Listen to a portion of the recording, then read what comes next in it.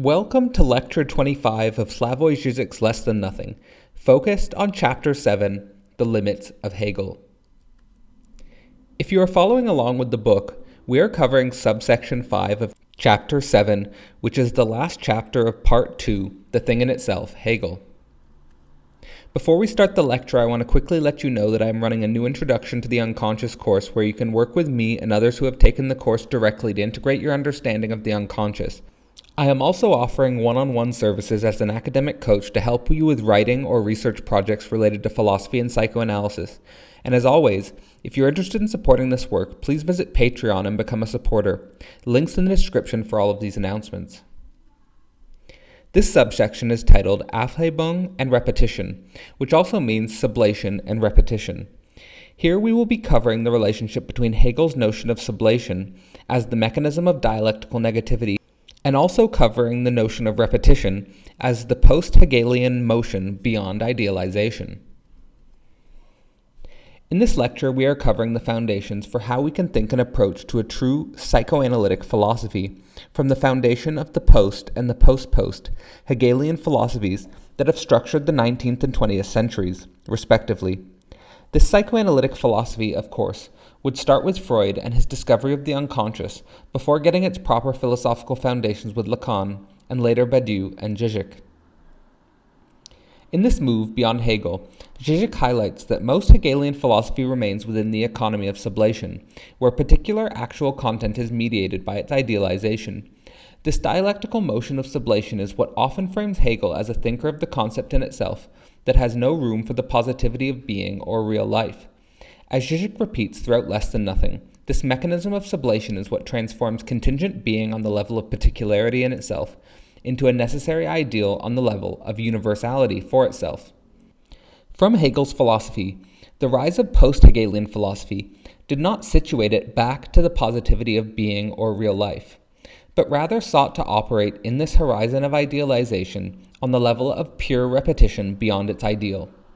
First articulated by Kierkegaard and then later by Freud and Deleuze, pure repetition attempts to capture the way in which idealization can oftentimes get in the way of understanding the in itself of the life of the concept, which is never in itself complete and closed, but always tarrying with the undialecticizable negativity of existence itself. According to Žižek, post-Hegelian philosophy sees no place in Hegel's philosophy for pure repetition, a repetition that is not always already caught in the movement of sublation or idealization. The post-Hegelian philosophy is thus responding to the tendency of emotion that remains within the horizon of idealization to become melancholic in relation to empirical reality. In psychoanalytic terms, you may refer to this as the impotence of the concept, or the level of what is commonly referred to as symbolic castration, in the sense of the missing one or the perfect ideality. Thus, in such a situation, it can become tempting for the subject to abandon all of its hopes and dreams, its idealizing, sublating motion, and instead correlate its being with the truth of empirical reality as always already tending to decay, and that any motion of sublation will in the end fail anyways. In modern scientific terms or conceptualization, one stands to feel that one is in a universe doomed to thermodynamic decay or heat death.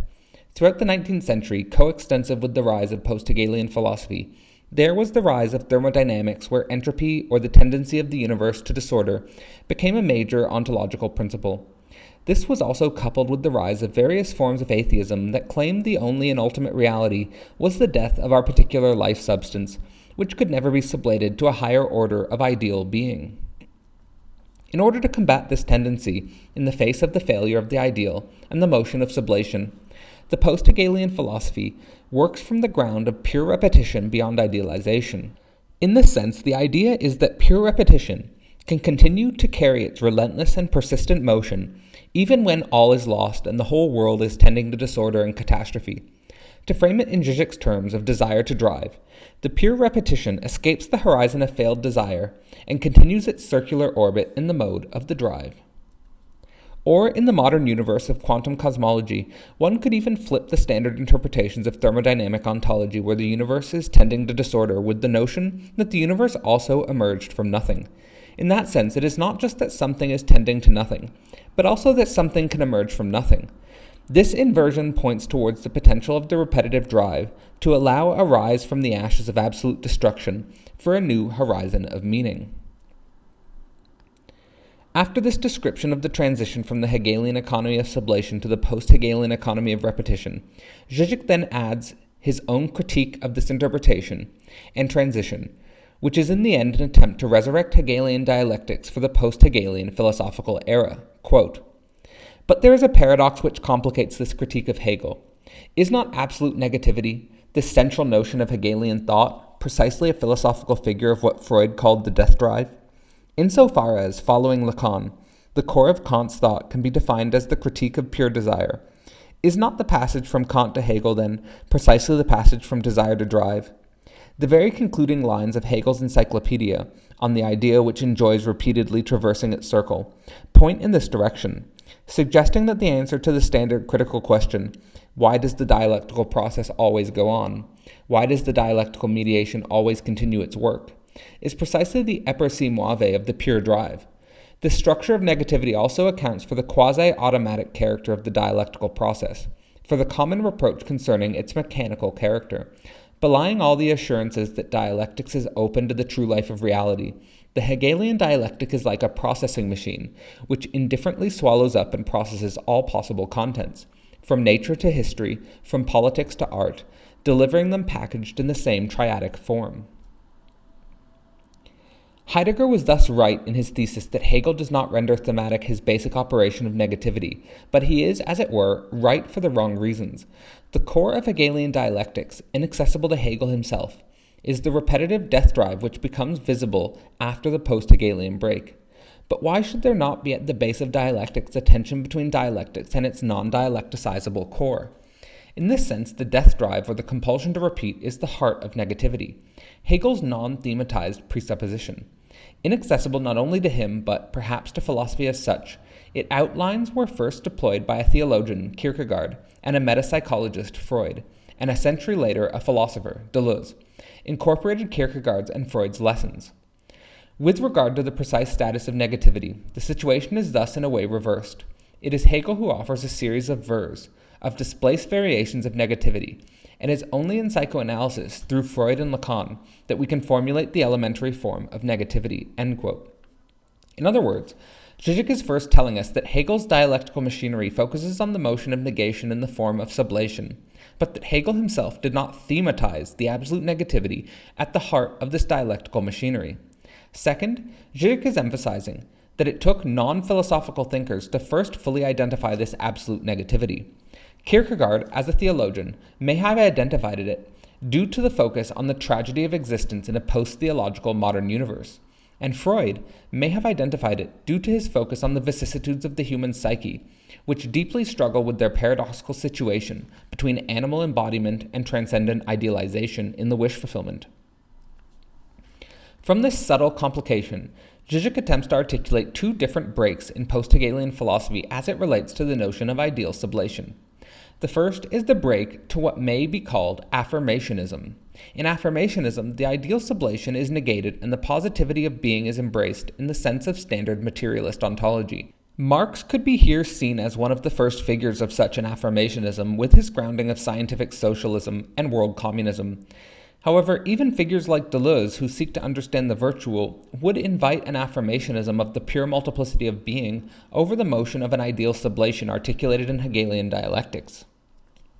The second motion is what Žižek refers to as bearing witness to a true philosophical revolution, in the form of what we may call negationism. In contrast to the post-Hegelian assertion of positive being, Žižek claims that this assertion of positive being is a type of ultimate ideal, and that pure repetition must be privileged due to the impossibility of directly affirming. In other words, it is because reaching the thing in the Kantian sense is impossible that we must repeat, and this repetition is itself the thing in the Hegelian sense. Now we can break down in greater detail these two variations on the post-Hegelian break. The first aspect is composed of a conceptual schema that includes positivity, being, material, actuality, and finitude. In short, this philosophical conceptual package includes notions that are comfortable and at home within the modern scientific materialist universe. Here we align subjectivity with what positively exists in being as an actual material substrate. However, the second aspect, what Žižek calls the true philosophical revolution, includes a conceptual schema of repetition, impossibility, spectrality, spirit, virtuality, and infinity immortality. In a frame described in Chapter 6, this conceptual schema is attempting to think not only substance but also subject. What we get when we include the subject in the becoming of the absolute is the subject's own impossible repetition, which is governed by a type of virtual, spectral, infinite immortality in the form of the death drive. For Žižek, this is the type of motion that subjectivity upholds in the modern scientific materialist universe, as a frame in itself. In order to think this true philosophical revolution in the post-Hegelian universe, Žižek would seek to work towards a psychoanalytic philosophy, which can truly think dimensions that are not thought in the Hegelian conceptual edifice, the totality of the unconscious and its libidinal fixations and attachments. Thus, psychoanalytic philosophy works from the perspective that what is problematic about being or positive substance is the absence of the object, which sets in motion the conceptual series of negations that are articulated in the Hegelian dialectic. Another way of thinking about this is that what is absent is the mother or the woman. Thus, psychoanalytic philosophy does not operate in the scientific materialist universe that is desexualized, but neither does it exist in the pre-scientific universe, which would presuppose a substantial feminine essence as a mythological archetype or mother goddess. Instead, psychoanalytic philosophy problematizes subjective separation from the mother at birth and the vicissitudes or absolute negativity of being in the world. In this sense, all structures of negation circulate around or orbit this absential X, or simply absential, to use the term being used in the modern scientific literature. In psychoanalysis, what emerges at this deontological dimension is the location of subjective aggression, self-sabotage, and hysteria vis-a-vis the lacking missing object cause of desire, or what Lacan refers to as the object petit a. Žižek calls these forms of negativity a weird negativity, and a form of negativity that do not appear in the Hegelian universe of negations or ideal sublations. In other words, the pure repetitions of aggression, self-sabotage, and hysteria, when one is dealing with the positive absence of the perfect object, reveal a dimension of the unconscious that Hegel could not include in his historical dialectic, but which are an essential feature of the totality of subjectivity. What is occurring in these pure repetitions is the manifestation of the unconscious wish fulfillment itself, freed from idealized repression.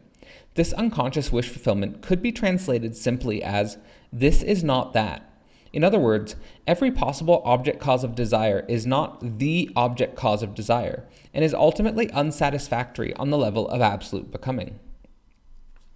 This brings us to the repetition compulsion that is at the heart of the unconscious in itself, and thus an adequate ground for a post-Hegelian philosophy articulated on the ground of pure repetition beyond the egoic ideal in the motion of sublation. According to Freud, the unconscious in itself knows no negation, since it is in itself a pure wish fulfillment that is only thwarted and distorted because of an inability to purely affirm itself.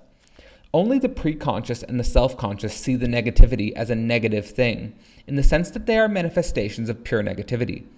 This is why Žižek's form of negationism, of positive substance of the world, operates because of the impossibility to affirm the pure unconscious in itself. This means that the absence of the full or complete actualization of the unconscious is the condition for the positive determination of the repetition compulsion. What is more is that this positive determination of the repetition compulsion and the core of the unconscious wish fulfillment is the very location of what Freud thought of as the true psychical reality and the immortal, indestructible drive. This is the location of reality that is not articulated or admitted to consciousness in the modern scientific materialist universe, which would presuppose thermal decay and heat death. What this view misses is the inadmissible, that is, the unconscious. The technical ground of psychoanalytic philosophy is fundamentally different than most forms of knowledge in the sense that the signifiers have no direct relation to the world in itself, which is why they repeat and why they find every object insufficient. This is not that. Instead, signifiers overlap with absence and lack in itself, or nothingness. This space of nothingness is why signifiers repeat in search of the lacking missing object one. From the motion of signification in this lack, there is the emergence of what Jacques Lacan, properly grounding the philosophy of psychoanalysis, referred to as object petit a, as the embodiment of absence or lack. The object petit a is the partial object that sticks out and causes a signifying motion. The pure embodiment of this partial object, as opposed to its spectral haunting, is the location where desire turns into drive, and where the circular repetition is capable of overcoming the negativity of reality for the real of the unconscious wish fulfillment. Thus, what psychoanalytic philosophy presupposes is that in order for reality to emerge, there must first be a subtraction of the real in the form of the object, the missing object that the signifier searches for in vain, in reality, and which is the location of an inverted absence or lack. In other words, whatever object the subject wants more than anything is a spectral image, and in order to attain the object, it has to turn this image inside out and embody lack as such. To quote Žižek on the strange domain where he situates his metaphysics of less than nothing, quote, "What precedes nothing is less than nothing. The pre-ontological multiplicity whose names range from Democritus's den to Lacan's object A. The space of this pre-ontological multiplicity is not between nothing and something, more than nothing but less than something. Den is, on the contrary, more than something but less than nothing. The relationship between these three basic ontological terms, nothing, something, den, is more than something. The object A is in excess with regard to the consistency of something, the surplus element which sticks out, and nothing is more than den, which is less than nothing." End quote. Thus, the passage from Freud in the discovery of psychoanalysis and the unconscious to Lacan and the philosophical grounding of object petit a is a significant passage and a fundamental passage for Žižek's attempt to instantiate less than nothing as the deontological ground of psychoanalytic philosophy. What changes from Freud to Lacan is the location of the ultimate subjective ethical existential practice. For Freud, there is no sublated ideal in the Hegelian sense, but he still remains on the level of the symbolic in the sense of symbolic castration. The subject must accept symbolic castration, the missing ideal, and bear this loss in the world by attempting to carry the world as best as he or she can. However, in the passage to Lacan and the identification of object petit a as the object embodiment of lack, we reach the level of the death drive in a repetitive fixation on the partial object's spectral image, which merely needs to be turned inside out, or inverted in order to achieve the level of the circular drive. According to Žižek, Freud did not understand his own discovery, especially when it comes to the level of the death drive, which Freud was too quick to assign on the level of the nirvana principle and the dissolution of all tension. Instead, the level of the death drive is the maintenance and persistence of tension, and a negation of the nirvana principle, or the opposite of the nirvana principle. In this episode, we covered post-Hegelian philosophy and the emergence of Kierkegaard, Marx, and Freud, among others who seek to articulate a philosophy beyond ideal sublation. Thus, the central location of post-Hegelian philosophy becomes the negation of the ideal sublation and the affirmation of the repetitive drive that persists beyond idealization. In this break, there are two main interpretations of post-Hegelian philosophy. The first is what we could call affirmationism, which seeks to ground philosophy in relation to the world or positive material substance, and the second might be called negationism, which seeks to ground philosophy in relation to the repetitive motion of the subject, that is deontological or virtual. From this, we started to articulate the contours of a psychoanalytic philosophy that is capable of understanding the meaning of the unconscious as discovered by Freud, and the object petit a as discovered by Lacan. Before we end the lecture, I want to quickly remind you that I am running a new Introduction to the Unconscious course, where you can work with me and others who have directly taken the course to integrate your understanding of the unconscious. I am also offering one-on-one services as an academic coach to help you with writing or research projects related to philosophy and psychoanalysis. And as always, if you're interested in supporting this work, please visit Patreon and become a supporter. Links in the description for all of these announcements. And this was Lecture 25 of Slavoj Žižek's Less Than Nothing, focused on Chapter 7, The Limits of Hegel, and Subsection 5, Aufhebung and Repetition.